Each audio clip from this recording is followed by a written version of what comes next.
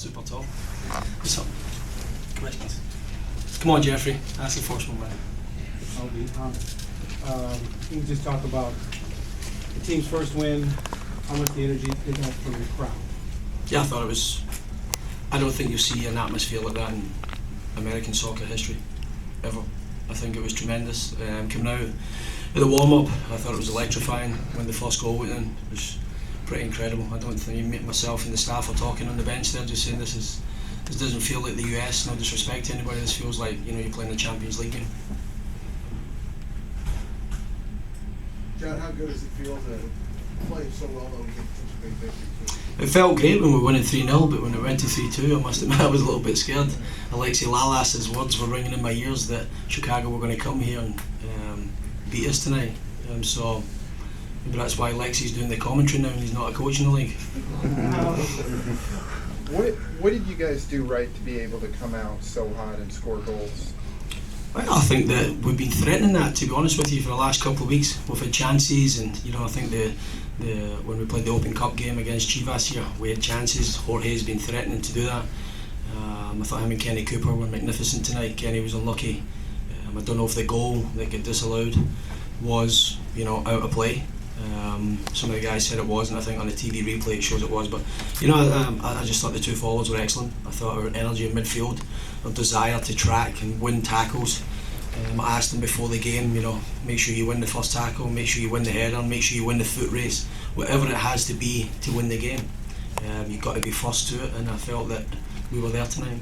Can you talk about Jorge and his breakout game tonight? As I say, I think he's been threatening to do it. The last week of practice, his finishing's been fantastic. He's got electrifying pace, and I keep saying it time and time again, this is a difficult league for foreign players to come and do well in. You can come with talent if you don't come with a desire to work hard and get yourself stronger.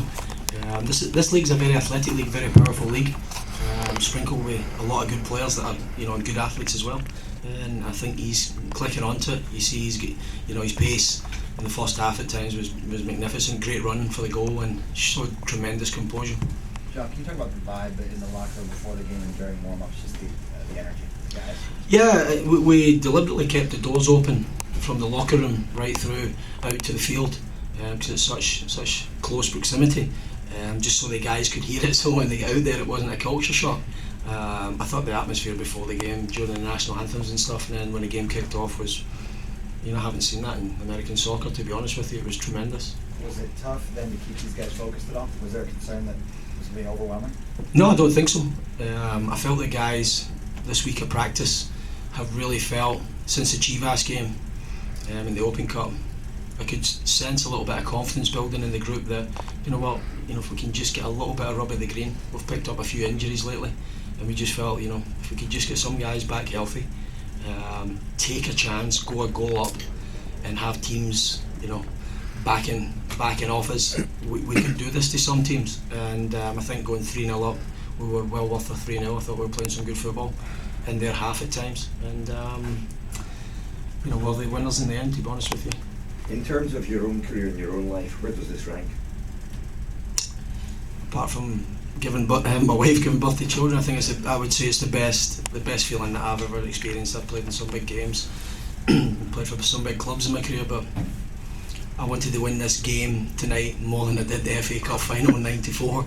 And I just think that for Merritt Paulson and his father, that's put a lot of money into this project. For them to get a victory tonight at home is absolutely fantastic for them guys. There's normally a question you ask after a loss, where do you go from here? So I'm going to ask after a night like this, where do you go from here?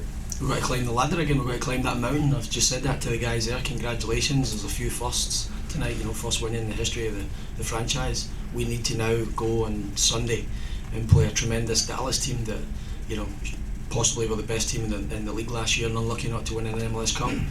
A lot of good players, a lot of quality, so we need to now enjoy it tonight, back in practice tomorrow regular time and focus on coming back and doing this again on Sunday. John, you had heard about this atmosphere in the Timbers Army, but you seemed pleasantly surprised at how amazing it was tonight. Yeah, as I say, you could take Rangers and Celtic and the big clubs out, the EPL and the Scottish Premier League, and you don't have an atmosphere like that in Scottish football. You know, I think personally Portland Timbers are bigger than, other than Celtic and Rangers. We're probably could be the biggest club in Scottish football outside the Old Firm with the backing that we have here. And but you guys are laughing, but it's true. You know, everybody falls in love with foreign football and they watch it. But when you actually go to the stadiums and you see the atmospheres, tonight was tremendous. It was up there with the best of them, you know, in world football. To be honest with you. John, after